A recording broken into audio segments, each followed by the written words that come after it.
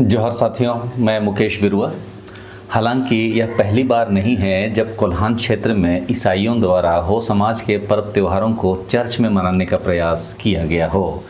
इससे पहले भी 2004-05 के समय में चर्च में माघे पर्व मनाने की बात उठी थी, जिसके एवज में हो समाज की ओर से उन लोगों को शो कॉज नोटिस जारी किया गया था, जिसका जवाब देने के लिए एक सम्मेलन आहूत की गई थी। लेकिन ईसाई समुदाय के लोग उसमें नहीं आए।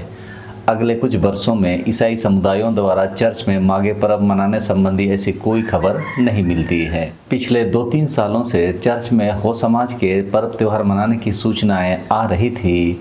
यहाँ तक कि पिछला वर्ष भी कैथोलिक समुदायों द्वारा हेरो पर्व मनाने की बात समाचार पत्रों के माध्यम से खबर में आई थी। लेकिन उस समय इस घटना को शायद आगे नहीं बढ़ाया जाएगा समझकर अग्रेतर कोई कार्रवाई नहीं की गई।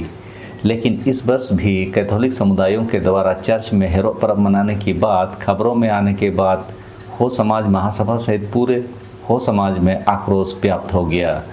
समाज में यह चर्चा में है कि क्या चर्च में भी हो समाज के पर्व त्योहार संपन्न किए जा सकते हैं। मैं हो समाज का हूँ और मेरे नज़र में तो चर्च में कोई भी हो समाज का पर्व त्यौहार संपन्न नहीं किया जा सकता है, और ना ही मंदिर में और ना ही मस्जिद में।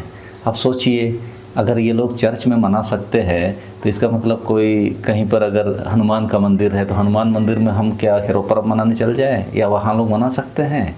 क्या मस्जिद में लोग माघे पर्व मना सकते हैं? आश्चर्य तो है। अगर यही स्थिति रही तो ये भी चिंता की बात है कि ईसाई धर्म तो वैश्विक धर्म है। विश्व से दूसरे लोग भी कभी अगर यहाँ पर हो समाज के पर्व त्योहारों के बारे में शोध करने आए तो वे लोग चर्च में हेरो पर्व या माघे पर्व को देख के उसी को डॉक्यूमेंट करके चल जाएंगे। अगर दस्तावेजों में हो समाज की असली संस्कृति गायब हो जाएगी, विलोपित हो जाएगी, ये तो बहुत खतरे की घंटी है। हमारी जो प्रकृतिवादी विचारधारा है, हमारी जो संस्कृति है, सामाजिक ताना बाना है, वो तो फिर गायब हो जाएगा, ख़त्म हो जाएगा। वैसे भी अंग्रेज़ों ने बहुत सारी चीज़ों को लिख तो दिया, लेकिन बहुत सारी चीज़ों को गलत भी लिखा। इन हरकतों से ऐसा लगता है कि आने वाले समय में हो समाज की जो पारंपरिक धर्म दस्तूर है उसको इन चर्च के माध्यम से समाप्त करने की साजिश तो नहीं है। ऐसे कई उदाहरण आपको विश्व भर में मिलेंगे जहाँ इस तरह के वाक़या हुए हैं। जैसे अफ्रीकन देशों में ईसाई लोग आदिवासियों के बीच पहुँचे तो उन लोगों ने उन्हें ईसाई धर्म में धर्मांतरित किया और बदले में उन्हें एक बाइबल थमा दिया। साथ ही उनकी पूरी ज़मीन भी पहले चर्च के नाम पर ली और बाद में खनन के लिए औने पौने दामों पर लेकर उन्हें मजदूर बना दिया गया। शिक्षा और स्वास्थ्य के नाम पर काम करने के बहाने आदिवासी समुदाय का संस्कृताइजेशन करना किसी भी सूरत में अच्छा काम तो नहीं कहा जा सकता। लेकिन कुछ जानकारियां मैं आपको देना चाह रहा हूं ताकि समझ में आए कि ईसाईकरण का यह प्रयास अचानक ही नहीं हुआ है या हो रहा है। इसके लिए लंबे समय से प्रक्रिया चल रही है, लेकिन लोगों की नज़र में कभी कभी ही यह सब बातें आती है, जिस कारण थोड़ा बहुत विरोध होता है, फिर लोग चुप बैठ जाते हैं। झारखंड के परिदृश्य में कुछ घटनाएं हुई है जिस पर मैं आपका ध्यान आकृष्ट करना चाह रहा हूं। यह इसीलिए ज़रूरी है कि बार बार किसी समुदाय द्वारा आदिवासी समुदाय को टारगेट करके जब ऐसी गतिविधियां की जाती है तो लोगों को जागरूक करना भी हमारी जिम्मेदारी है। इसे हम झारखंड के संपूर्ण आदिवासी समाज का ईसाईकरण का प्रयास भी कह सकते हैं। आइए इसे समझने के लिए कुछ हालिया घटनाक्रमों पर गौर करते हैं। बड़े स्तर पर यदि देखा जाए तो आदिवासियों की भावनाओं को ठेस पहुंचाने का इनका प्रयास यह पहला नहीं है। कई दफ़ा प्रकृतिवादी आदिवासियों को ईसाई में धर्मांतरित लोगों के द्वारा ठेस पहुंचाया जाता रहा है। उसमें एक घटना है निम्हा बाइबल का प्रकरण। कुड़ुख में अनुवादित बाइबल, जिसे निम्हा बाइबल कहा जाता था और बाइबल सोसाइटी ऑफ इंडिया ने उसे प्रकाशित किया था। कुड़ुख झारखंड की आदिवासी भाषाओं में से एक भाषा है। निम्हा बाइबल में कहा गया था कि ईसाई धर्म के अनुयायियों को सरना के धार्मिक स्थलों को नष्ट कर देना चाहिए। इसमें पवित्र टुंगरियाँ और उसके पेड़ों को भी नष्ट करने का निर्देश दिया गया था, जिनकी आदिवासी पूजा उपासना करते हैं। बाइबल की अनुवादित प्रतियाँ किताबों की दुकानों पर पहुंचने के बाद ईसाइयों के प्रति प्रकृतिवादी आदिवासियों का असंतोष व्यापक स्तर पर बढ़ गया। अनुवादित इस बाइबल ने आदिवासियों के बीच असंतोष को इस तरह से भड़का दिया। उसके विरोध में हजारों की संख्या में प्रभावशाली सभाएं आयोजित हुई थी।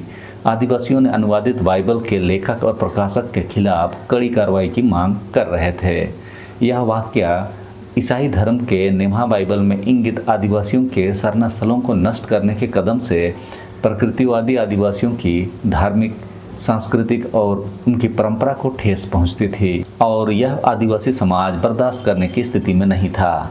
आदिवासी समाज ने अपने आक्रोश में स्पष्ट कर दिया कि ईसाई मिशनरियों ने जानबूझकर प्रकृतिवादी आदिवासियों की भावनाओं को ठेस पहुंचाने की कोशिश की है। विरोध प्रदर्शनों के मद्देनजर भारतीय बाइबल सोसाइटी ने अनुवादित बाइबल के लिए माफी मांगी और बाजार से उन विवादित सभी बाइबलों को वापस लिया गया। तत्कालीन मुख्यमंत्री अर्जुन मुंडा ने भी इस पर कड़ी प्रतिक्रिया व्यक्त की थी। उन्होंने कहा था कि बाइबल सोसाइटी ने पुस्तक जरूर वापस लिया, वह एक कदम जरूर है, लेकिन यह सुनिश्चित करना राज्य सरकार का कर्तव्य है कि ऐसी हरकतें दोबारा ना हो। लेकिन इस बार भी जब यहाँ पर कोल्हान में ऐसी बातें हो रही है तो ऐसा लगता है कि राज्य सरकार ने अपना जो कहा है वो भूल गई है। यह तो वह झारखंड सरकार की स्थिति ऐसे विवादों के मामले में। उसके बाद मदर मेरी और ईसा मसीह की मूर्ति पर भी विवाद ईसाई मिशनरियों के द्वारा पैदा किया गया। मदर मेरी को लाल फाड़ साड़ी पहनाकर आदिवासी समाज में आस्था से पहना जाने वाला लाल फाड़ साड़ी का ईसाईकरण करने का प्रयास हुआ। उस समय सरना सोसाइटी के अध्यक्ष बंदन तिग्गा ने कहा था कि मदर मेरी को आदिवासी के रूप में दर्शाना एक बड़ी चाल है ताकि धर्मांतरित आदिवासी लोगों को यह विश्वास दिलाया जा सके कि वे उनकी समुदाय से ही ताल्लुक़ रखती थी। अगले 100 सालों में यहाँ की आदिवासियों को यह विश्वास हो जाएगा कि मदर मेरी एक आदिवासी देवी थी। यह मुहिम सरना समुदाय के लोगों को ईसाई धर्म की ओर ले जाने की कोशिश है। तो ईसाई मिशनरियों की इस प्रयास ने भी आदिवासियों की भावनाओं को ठेस पहुंचाने का काम किया। विरोध प्रदर्शन भी हुए। तो इसी तरह से आदिवासियों की संस्कृति को और धार्मिक पहचान को ईसाईकरण करने का प्रयास कोल्हान के हो आदिवासियों के पर्व त्योहारों को चर्च में मना कर ये लोग कर रहे हैं। देसावली और जैरत जैसे स्थलों के नाम पर मनाया जाने वाला त्यौहार कैथोलिक चर्च और कैथोलिक सभा ने चर्च में मनाकर हो आदिवासियों की धार्मिक और सांस्कृतिक पहचान को बहुत बड़ा आघात पहुंचाया है। अपने धर्म से जुड़े लोगों को बनाए रखने के लिए इन लोगों के प्रयास के चलते आदिवासी समुदाय की धार्मिक और सांस्कृतिक पहचान खतरे में पड़ गई है। झारखंड के पश्चिमी सिंहभूम जिला हालांकि पूरे झारखंड के विभिन्न जिलों की तुलना में सबसे कम धर्मांतरण हुआ है। 2001 के सेंसस में 1.85% ईसाई समुदाय के लोग थे तो 2011 के सेंसस में 2.01%, 0.16% की बढ़ोतरी जरूर हुई है। लेकिन जिस तरह उरांव, संथाल और मुंडा समुदाय में बहुत बड़ी संख्या में धर्मांतरण हुआ है उसकी तुलना में कोल्हान के हो आदिवासी बहुत कम संख्या में ही धर्मांतरित हुए। इन सब कारणों से ही ऐसा लगता है कि पश्चिमी सिंहभूम में जो कैथोलिक समुदाय के लोग हैं और उन्होंने कैथोलिक सभा बनाकर हो समाज की धार्मिक और सांस्कृतिक पहलुओं से छेड़छाड़ करना शुरू किया, जिसका संज्ञान इस समय समाज के लोगों ने भी ले लिया है। इसकी परिणति आगे क्या होगी या तो नहीं बताया जा सकता, लेकिन धार्मिक और सांस्कृतिक भावनाओं को भड़काने का जो काम कैथोलिक समुदाय के लोगों ने चर्च के माध्यम से और कैथोलिक सभा के माध्यम से किया है उसका प्रतिक्रिया व्यापक रूप से दिखेगा, इसकी संभावना से हम इनकार नहीं कर सकते। आदिवासी शांतिप्रिय लोग होते हैं, लेकिन सभी समुदाय में कुछ कट्टरपंथी लोग होते हैं जिनको शांति पसंद नहीं है। ऐसा लगता है कि इस प्रकरण में भी कोई गैंग काम कर रहा है जो कैथोलिक सभा के लोगों को भड़काने का काम कर रहा है। समय रहते अगर ये लोग नहीं सुधरे तो व्यापक स्तर की अशांति की संभावना से इनकार नहीं किया जा सकता। समयानुकूल प्रशासन को भी सूचना और जानकारी दी जाने की बातें हो रही है, क्योंकि कोल्हान में बहुत कम संख्या में ईसाई समुदाय के लोग हैं और यदि आरएसएस ने भी इस मुद्दे को सपोर्ट कर दिया तो 2% लोगों के ऊपर में क्या कुछ गुजर सकता है इसका अंदाज़ा लगाना भी मुश्किल है। समझदारी इसी में है कि लोगों के धार्मिक और सांस्कृतिक भावनाओं से खिलवाड़ तुरंत रोका जाए। यदि समझदारी नहीं दिखाई गई तो जो परिस्थितियां बिगड़ेगी उसे नियंत्रित करने की शक्ति उतनी आसान भी नहीं होगी। तो मैंने इस वीडियो में यह जानकारी देने का कोशिश किया कि किस तरह एक विशेष समुदाय की ओर से लगातार आदिवासी भावनाओं को भड़काने का प्रयास किया जाता रहा है।